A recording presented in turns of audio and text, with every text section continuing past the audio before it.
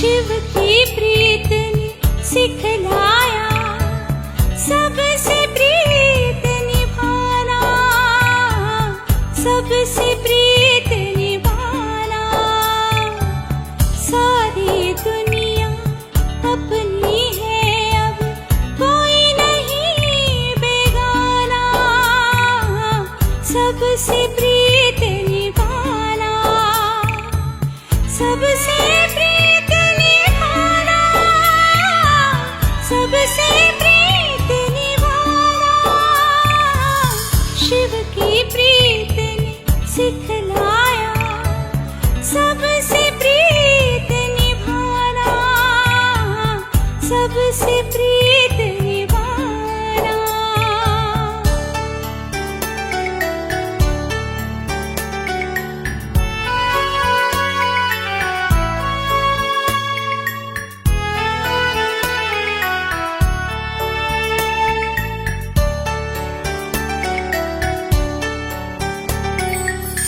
मार्ग दिखाया तूने ऐसा, हो गई ज्ञान की भोर। पाना था जो पा लिया है, बांध के तुझसे डोर। और कहाँ हम पाएंगे अब ये अनमोल खजाना, ये अनमोल खजाना। शिव की प्रीत ने सिखलाया सबसे प्रीत निभाना, सबसे प्रीत निभाना।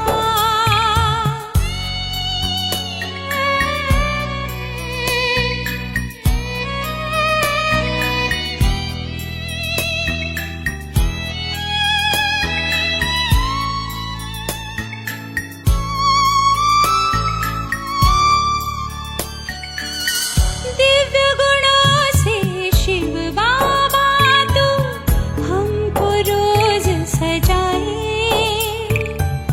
ज्योति बिंदु से नेह लगे तो स्नेह सदा लहराए।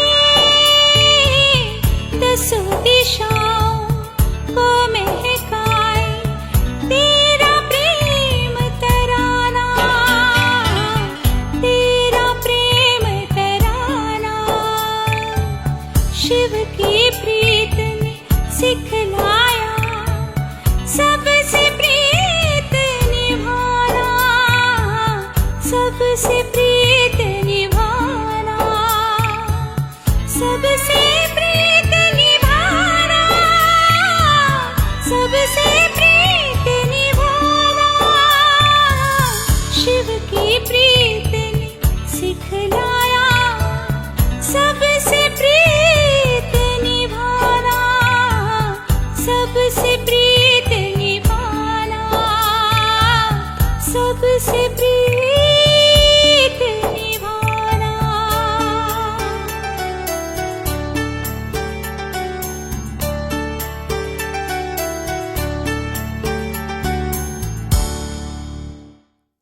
ओम शांति। विश्व परिवर्तन करता, विश्व कल्याणकारी शिव बाबा जब इस सृष्टि पर आते हैं तो इस सृष्टि को पुनः नया बनाने के लिए, पुनः एक धर्म, एक राज्य की स्थापना करने के लिए हम सभी को एक मत देते हैं, ताकि सर्वप्रथम एक स्वराज्य हमारे भीतर पहले आ जाए, हम सभी एक की श्रीमत पर चलना प्रारंभ कर दे और हम सभी मिलकर एकता के सूत्र में पिरोते हुए एक बाबा को प्रत्यक्ष करें, ताकि इस सृष्टि पर एक नई दुनिया का आगाज हो सके। एक धर्म, एक भाषा, एक राज्य की स्थापना का आधार हमारी आंतरिक स्थिति कैसे बनती है, आज की साकार मुरली हमें समझाती है। सुनते हैं बहुत ध्यान से प्यारे बाबा के मधुर महावाक्य। आज है 13 फरवरी 2026। बाबा के महावाक्य हैं, मीठे बच्चे, यहाँ तुम्हारा सब कुछ गुप्त है, इसलिए तुम्हें कोई भी ठाठ नहीं करना है। अपनी नई राजधानी के नशे में रहना है। अब चाहे नशा हो या खुशी हो, ये आत्मा के अंदर गुप्त रीति से अंदर ही अंदर होनी चाहिए। न कुछ दिखाना नहीं है, कुछ शो ऑफ नहीं करना है ना। तो आंतरिक खुशी में रहना, आंतरिक नशे में रहना है। प्रश्न है, श्रेष्ठ धर्म और दैवी कर्म की स्थापना के लिए तुम बच्चे कौन सी मेहनत करते हो? इस दुनिया में तो नया धर्म, जिसे कहेंगे एक धर्म, एक भाषा, एक राज्य तो स्थापन होगा, परंतु अंदर वो जो परिवर्तन की प्रक्रिया प्रारंभ होगी, वो रूप क्या होगा? उत्तर है, तुम अभी 5 विकारों को छोड़ने की मेहनत करते हो, क्योंकि इन विकारों ने ही सबको भ्रष्ट बनाया है। तुम जानते हो, इस समय सभी दैवी धर्म और कर्म से भ्रष्ट हैं। बाप ही श्रीमत देकर श्रेष्ठ धर्म और श्रेष्ठ दैवी कर्म की स्थापना करते हैं। तुम श्रीमत पर चल बाप की याद से विकारों पर विजय पाते हो। श्रीमत पर चलते हैं, पापा को याद करते हैं और विकारों पर विजय पाते हैं। पढ़ाई से अपने आप को राज तिलक देते हो। आज का गीत है, तुम्हें पाके हमने जहाँ पा लिया है, ज़मी तो ज़मी आसमां पा लिया है।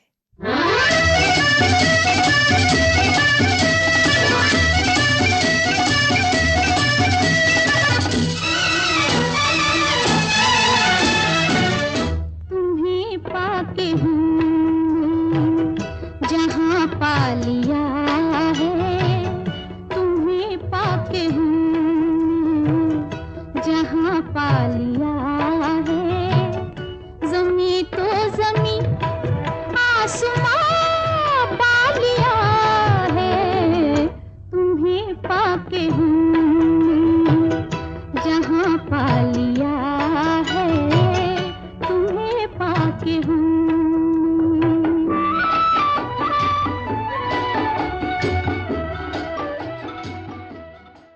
ओम शांति। मीठे मीठे रूहानी बच्चों ने यह गीत सुना। रूहानी बच्चे ही कहते हैं कि बाबा, बच्चे जानते हैं यह बेहद का बाप बेहद का सुख देने वाला है, अर्थात वह सभी का बाप है। उनको सब बेहद के बच्चे आत्माएं याद करते रहते हैं, किस न किस प्रकार से याद करते हैं, परंतु उनको यह पता नहीं है कि हमको कोई उस परमपिता परमात्मा से विश्व की बादशाही मिलती है। तुम जानते हो, हमको बाप जो सतयुगी विश्व की बादशाही देते हैं, वह अटल, अखंड, अडोल है। वह हमारी बादशाही 21 जन्म कायम रहती है। सारे विश्व पर हमारी राजाई रहती है, जिसको कोई छीन नहीं सकता, लूट नहीं सकता। हमारी राजाई है अडोल, क्योंकि वहाँ एक ही धर्म है, द्वैत है नहीं। वह है अद्वैत राज्य। बच्चे जब भी गीत सुनते हैं तो अपनी राजधानी का नशा आना चाहिए। तुम्हें पाके हमने जहाँ पा लिया है, ज़मी तो ज़मी आसमां पा लिया है। तो नशा चढ़ना चाहिए, बाबा को पाने से हमने क्या क्या पा लिया है। ऐसे ऐसे गीत घर में रहने चाहिए। तुम्हारा सब कुछ है गुप्त। और बड़े बड़े आदमियों का बहुत ठाठ होता है। हम तो बड़े से बड़े बन रहे हैं, पर कोई ठाठ नहीं है। तुमको कोई ठाठ नहीं है। तुम देखते हो बाबा ने जिसमें प्रवेश किया है वह भी कितना साधारण रहते हैं। ब्रह्मा बाबा, इतनी सिंप्लिसिटी। यह भी बच्चे जानते हैं, यहाँ हर एक मनुष्य अनराइटियस छी छी काम ही करते हैं, इसलिए बेसमझ कहा जाता है। बुद्धि को बिल्कुल ही ताला लगा हुआ है। तुम कितने समझदार थे, विश्व के मालिक थे। अभी माया ने इतना बेसमझ बना दिया है जो कोई काम के नहीं रहे हैं। बाप के पास जाने के लिए यज्ञ तप आदि बहुत करते रहते हैं, परंतु मिलता कुछ भी नहीं है ना। देखते हैं ना, मनुष्य आत्माएं अपने शरीर को भी कितना है ना तंग करती हैं। नंगे पैर जाते हैं, व्रत रखते हैं, उपवास रखते हैं, हवन करते हैं, बहुत कुछ करते हैं, जागरण भी करते हैं। अभी शिवरात्रि है ना परसों, तो देखते हैं भक्तजन क्या क्या नहीं करते। कहीं तो निर्जल भी रहते हैं, है ना, सारा दिन कुछ नहीं खाते हैं, परंतु उसके बाद क्या मिलता है ना, क्या मनोकामनाएं पूरी हो जाती हैं, है ना। बाबा अभी यथार्थ रीति बताते हैं कि वास्तव में हमें क्या करना है।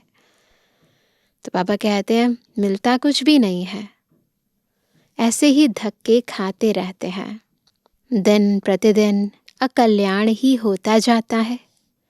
जितना जितना मनुष्य तमोप्रधान हो जाते हैं, उतना उतना अकल्याण होना ही है ना। बाहर जो कुछ होना है उसका आधार है आंतरिक स्थिति। तो जितना जितना आत्मा तमोप्रधान होती जाएगी उतना अकल्याण ही होगा।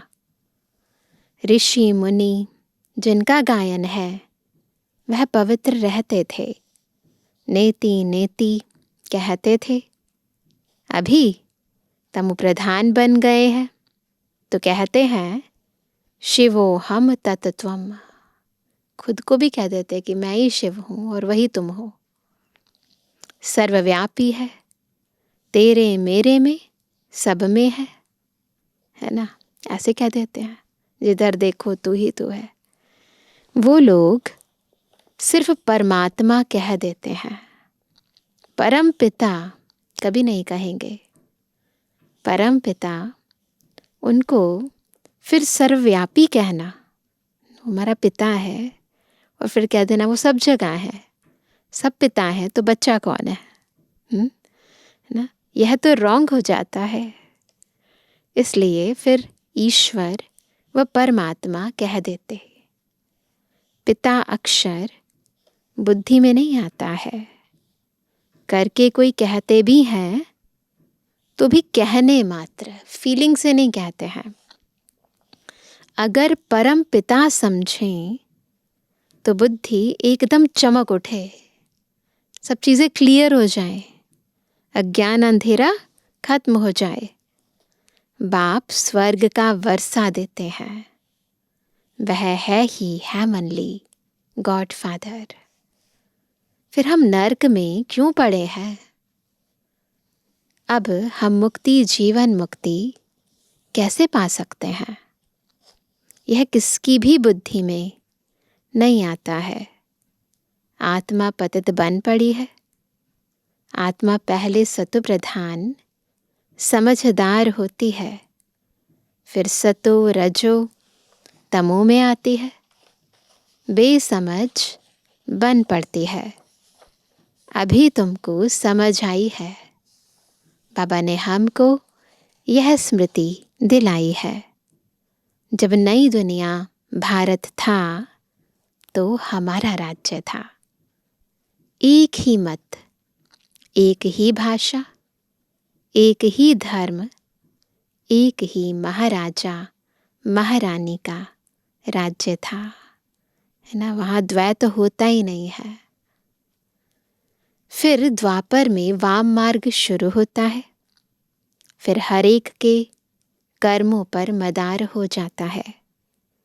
कर्मों अनुसार एक शरीर छोड़ दूसरा लेते हैं।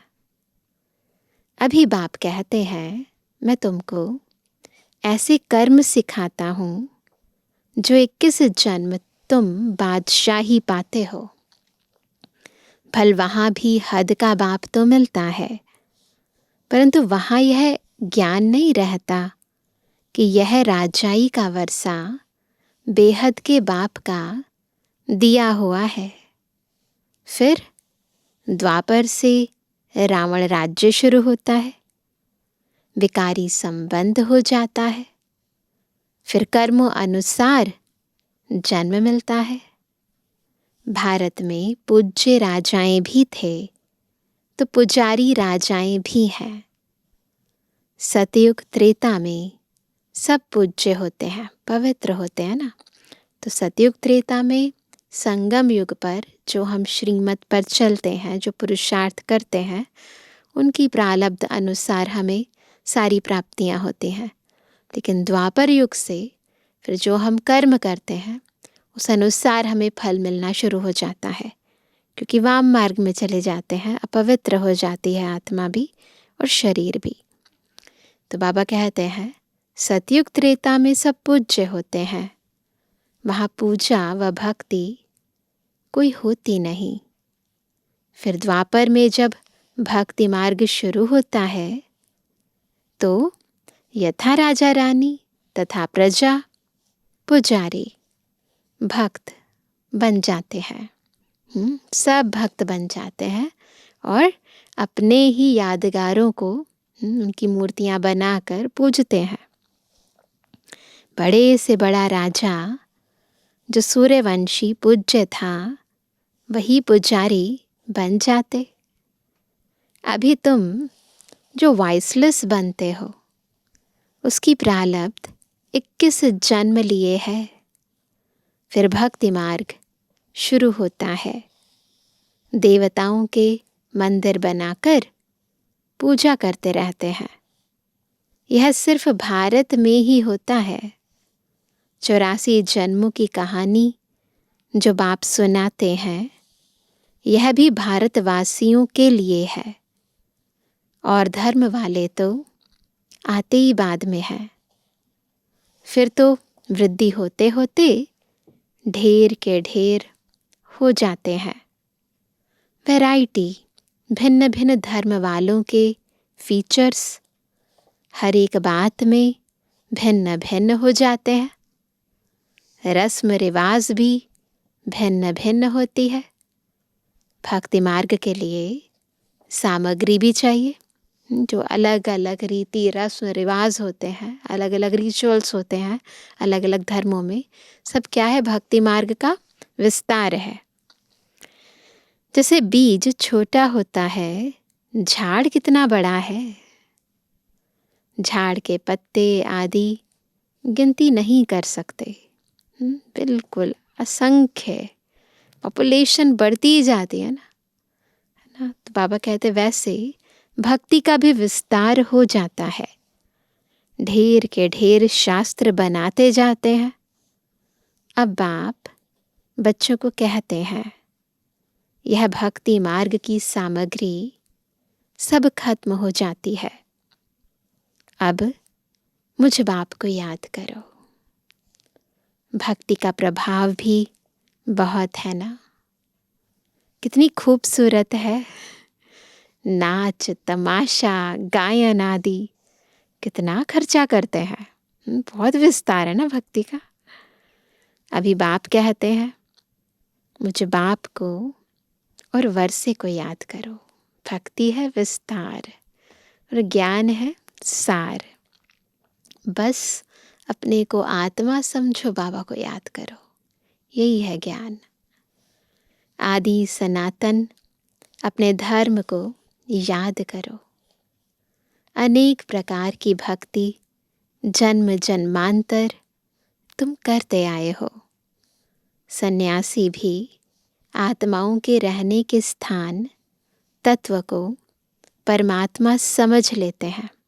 कह देते हैं ना, ब्रह्म ही ईश्वर है। ब्रह्म व तत्व को ही याद करते हैं। वास्तव में सन्यासी जब सतो प्रधान है तो उन्हों को जंगल में जाकर रहना है शांति में। जब सन्यास धर्म शुरू होता है, सतो प्रधान अवस्था में होता है, तो सभी सन्यासी कहाँ चले जाते हैं? जंगल में, गुफाओं में। वहाँ जाकर परमात्मा को याद करते हैं। ऐसे नहीं कि उन्हों को ब्रह्म में जाकर लीन होना है। वह समझते हैं ब्रह्म की याद में रहने से, शरीर छोड़ने से ब्रह्म में लीन हो जाएंगे, ऐसा वो समझते हैं। बाप कहते हैं लीन कोई हो नहीं सकते। वो तत्व है ना, और आप तो चैतन्य आत्माएं हैं ना, तो आत्मा तत्व में लीन थोड़ी ना हो जाएगी। आत्मा तो अविनाशी है ना, वह लीन कैसे हो सकती? भक्ति मार्ग में कितना माथा कूट करते हैं, बहुत माथा लगाते हैं ना। फिर कहते हैं भगवान कोई ना कोई रूप में आएंगे, है ना। इतना सब कुछ करने के बाद कहते हैं कभी राम बन के, कभी श्याम बन के आ जाओ। अब कौन राइट है ना, इतना सारा विस्तार है, इतनी वैरायटी बातें हैं। वह कहते हम ब्रह्म से योग लगाए ब्रह्म में लीन हो जाएंगे। गृहस्थ धर्म वाले कहते भगवान किसी न किसी रूप में पतितों को पावन बनाने आएंगे। ऐसे नहीं कि ऊपर से प्रेरणा द्वारा ही सिखलाएंगे, ऐसे तो नहीं कहते। टीचर घर बैठे प्रेरणा करेंगे क्या? सुप्रीम शिक्षक है ना, ज्ञान का सागर है, तो आएंगे ना ज्ञान सुनाने। प्रेरणा अक्षर है नहीं, प्रेरणा से कोई काम नहीं होता। भल शंकर की प्रेरणा द्वारा विनाश कहा जाता है, परंतु है यह ड्रामा की नोंद। उन्हों को यह मूसल आदि तो बनाना ही है, मिसाइल्स वगैरह तो बन ही रही है ना। यह सिर्फ महिमा गाई जाती है, बस महिमा ऊंची करने के लिए बोल देते हैं। कोई भी अपने बड़ों की महिमा नहीं जानते। धर्म स्थापक को भी गुरु कह देते हैं, लेकिन वे तो सिर्फ धर्म स्थापन करते हैं। ये बात समझनी है, धर्मात्माएं कौन है और परमात्मा कौन है ना। गुरु कौन है और सतगुरु कौन है? गुरु वो जो सद्गति दे, गति सद्गति दे, वही है गुरु, जो अंधकार से प्रकाश की ओर ले जाए। परंतु वास्तविकता में जो धर्म स्थापक हैं वो केवल धर्म की स्थापना करते हैं, वो गति सद्गति नहीं देते हैं। तो धर्म स्थापक को धर्मात्मा कह सकते हैं, परंतु गुरु सतगुरु नहीं कह सकते। गुरु उनको कहा जाता जो सद्गति करे। वह तो धर्म स्थापन करने आते हैं, उनके पिछाड़ी उनकी वंशावली आती रहती है। वो तो उल्टा है ना, गति से यानी परम धाम से उन आत्माओं को यहाँ लाने के निमित्त बनते हैं। तो बाबा कहते सद्गति तो किसकी करते ही नहीं, तो उनको गुरु कैसे कहेंगे? गुरु तो एक ही है, जिसको सर्व का सद्गति दाता कहा जाता है। भगवान बाप ही आकर सबकी सद्गति करते हैं, मुक्ति, जीवन मुक्ति देते हैं। उनकी याद कभी किससे छूट नहीं सकती। भल पति से कितना भी प्यार हो, फिर भी हे भगवान, हे ईश्वर जरूर कहेंगे, क्योंकि वही सर्व का सद्गति दाता है। बाप बैठ समझाते हैं, यह सारी रचना है। रचयिता बाप मैं हूँ। क्रिएटर और क्रिएशन में भी डिफरेंस बता रहे हैं, है ना। सबको सुख देने वाला एक ही बाप ठहरा।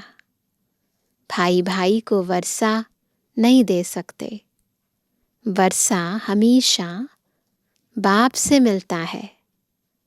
तुम सभी बेहद के बच्चों को बेहद का वर्षा देता हूँ, इसलिए ही मुझे याद करते हैं। कैसे याद करते हैं? हे परमपिता, क्षमा करो, रहम करो।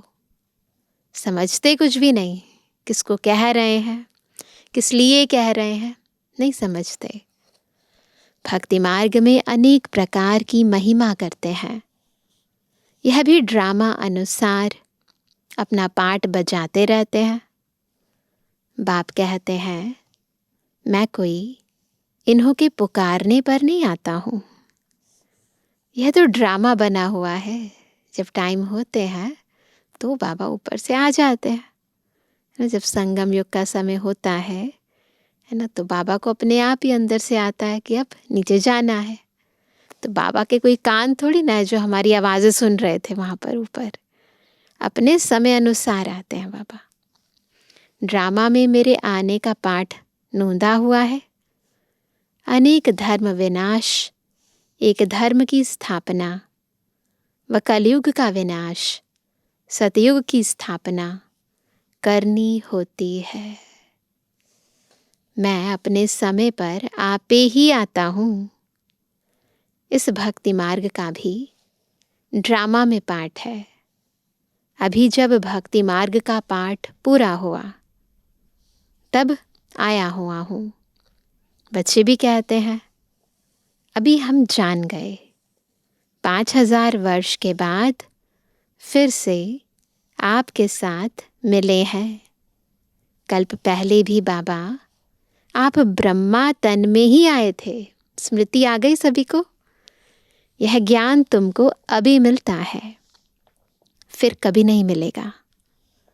यह है ज्ञान, वह है भक्ति।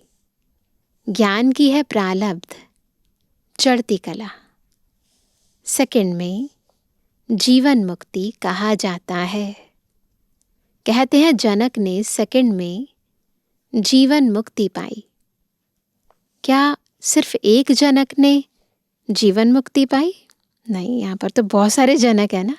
जो घर गृहस्थ में पवित्रता से रहते हैं वो है जनक। और यहाँ पर हम देखते हैं ना बाबा के घर में कितने युगल आते हैं। जीवन मुक्ति अर्थात जीवन को मुक्त करते हैं इस रावण राज्य से।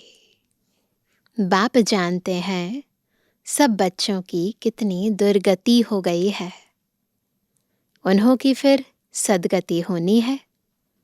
दुर्गति से फिर ऊंच गति, मुक्ति, जीवन मुक्ति को पाते हैं।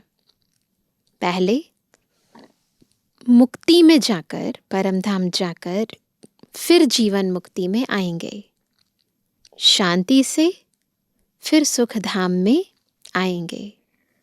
यह चक्र का सारा राज बाप ने समझाया है। तुम्हारे साथ और भी धर्म आते जाते हैं। मनुष्य सृष्टि वृद्धि को पाती जाती है।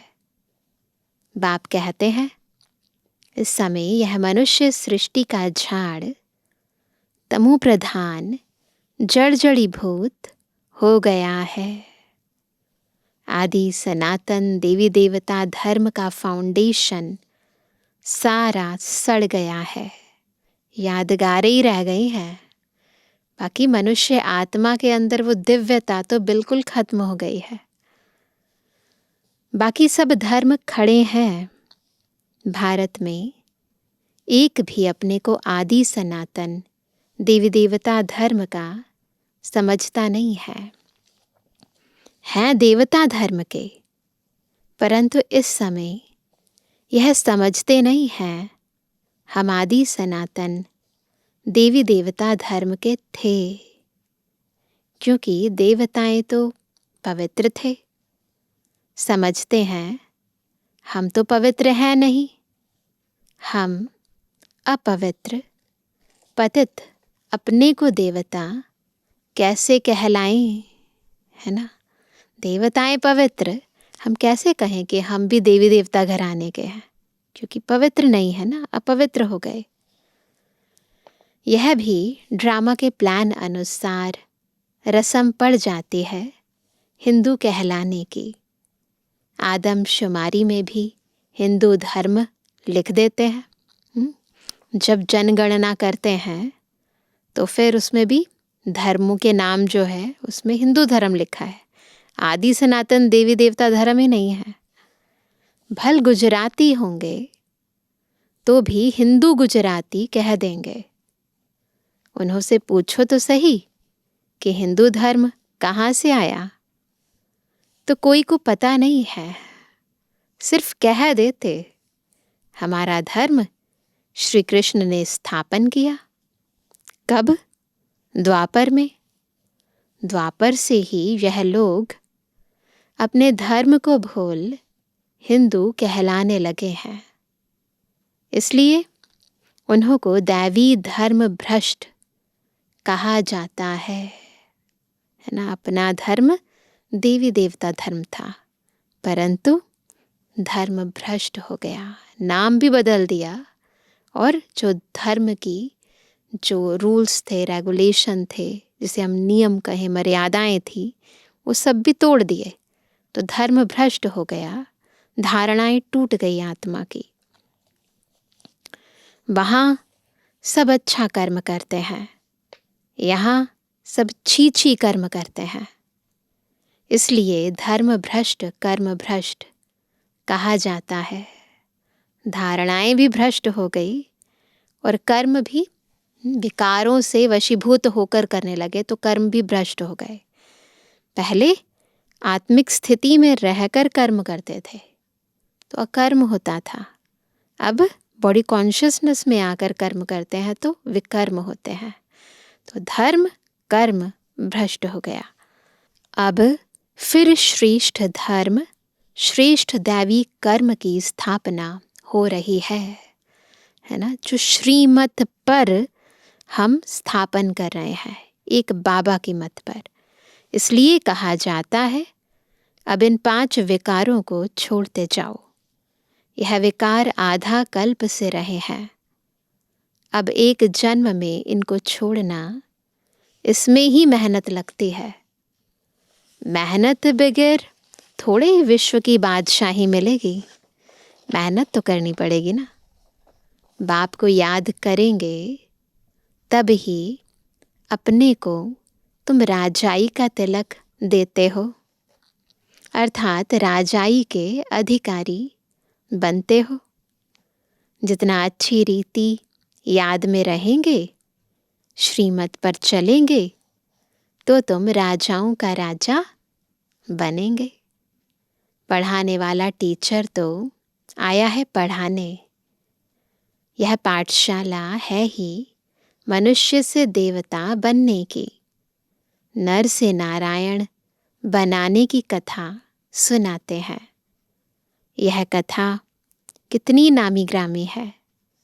इनको अमर कथा, सत्यनारायण की कथा, तीजरी की कथा भी कहते हैं। ये कथा जो सुन रहे हैं, तीनों का अर्थ भी बाप समझाते हैं। भक्ति मार्ग की तो बहुत कथाएं हैं। तो देखो गीत कितना अच्छा है। याद आया गीत, तुम्हें पाके हमने जहां पा लिया है। बाबा हमको सारे विश्व का मालिक बनाते हैं, जो मालिक बना कोई लूट ना सके। अच्छा मीठे किसी के लिए जवानी बच्चों पे जुबानी बाप दादा का दिल जान सको प्रेम से नंबरवार प्रसाद अंसार यादगार और गुणवानी। रूहानी बच्चों की रूहानी बाप दादा को गुड मॉर्निंग, नमस्ते नमस्ते नमस्ते। धारणा के लिए मुख्य सार। पहला, सदा यह स्मृति रखनी है कि हम एक मत, एक राज्य, एक धर्म की स्थापना के निमित्त हैं। इसलिए एक मत होकर रहना है। दूसरा, स्वयं को राजाई का तिलक देने के लिए विकारों को छोड़ने की मेहनत करनी है, पढ़ाई पर पूरा ध्यान देना है। वरदान है कर्मातीत स्टेज पर स्थित हो, चारों ओर की सेवाओं को हैंडल करने वाले सिद्धि स्वरूप भव, है ना। कर्मातीत स्टेज पर स्थित हो, चारों ओर की सेवाओं को हैंडल करने वाले सिद्धि स्वरूप भव। आगे चलकर चारों ओर की सेवाओं के विस्तार को हैंडल करने के लिए भिन्न भिन्न साधन अपनाने पड़ेंगे, क्योंकि उस समय पत्र व्यवहार या टेलीग्राम, टेलीफोन आदि काम नहीं करेंगे। ऐसे समय पर वायरलेस सेट चाहिए। इसके लिए अभी कर्मातीत स्टेज में स्थित रहने का अभ्यास करो। अभी कर्मयोगी, अभी कर्म से अतीत, कर्मातीत। तब चारों ओर संकल्प की सिद्धि द्वारा सेवा में सहयोगी बन सकेंगे। इसलिए ये अभ्यास अभी से करना है, आगे चलकर मोबाइल भी काम नहीं करेंगे। इसलिए ये हमारा इंटरनल वॉइसलेस वाला सेट है ना, ये भी वायरलेस सेट है, वायर की ज़रूरत नहीं है, पर वॉइसलेस बुद्धि होगी ना तो ये काम करेगा। स्लोगन है परमात्म प्यार की पालना का स्वरूप आपकी सहज योगी जीवन है। आज का अव्यक्त इशारा एकता और विश्वास की विशेषता द्वारा सफलता संपन्न बनो। हर एक को 2 बातें विशेष ध्यान में रखनी है। 1, सदा संस्कारों को मिलाने की यूनिटी। 2, 1-2 में विश्वास रख सदा संतुष्ट रहना है और सबको संतुष्ट करना है। जब यह दोनों बातें सदा ध्यान पर रहेंगी, तब बाप जो है, जैसा है, वैसा दिखाई देगा और प्रत्यक्षता होगी। तो एकता द्वारा बाबा की प्रत्यक्षता करनी है। अच्छा, ओम शांति।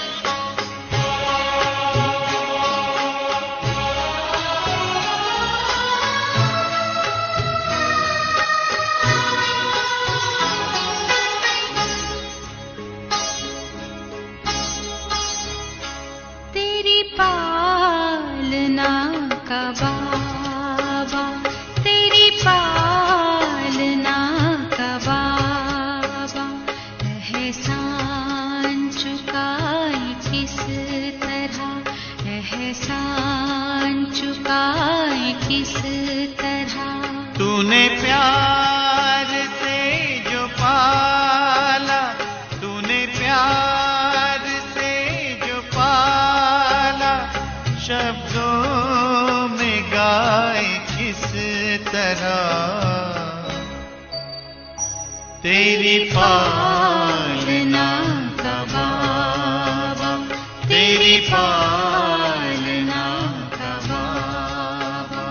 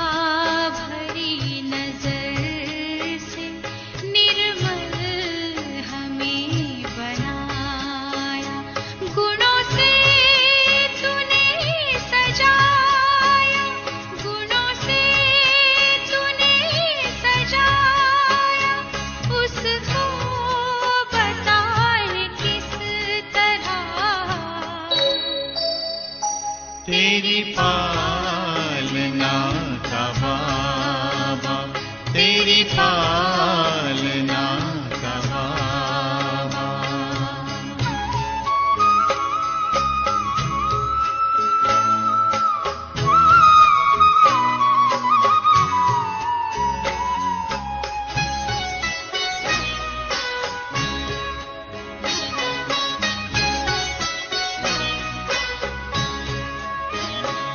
संकल्प सांस तुमने बच्चों पे है लुटाए, उपमा तुम्हारी बाबा हम तो कहीं न पाए।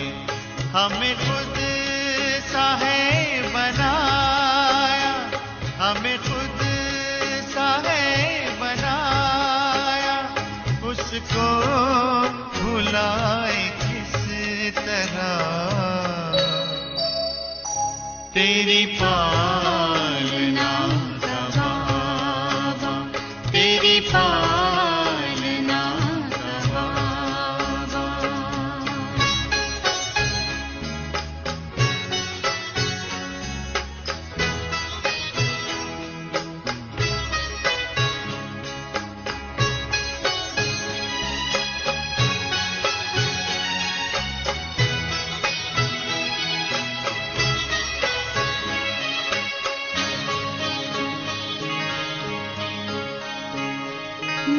निष्काम तेरी सेवा सबकी जुबां पे आए, आभार तेरा बाबा दिल बार बार गाए।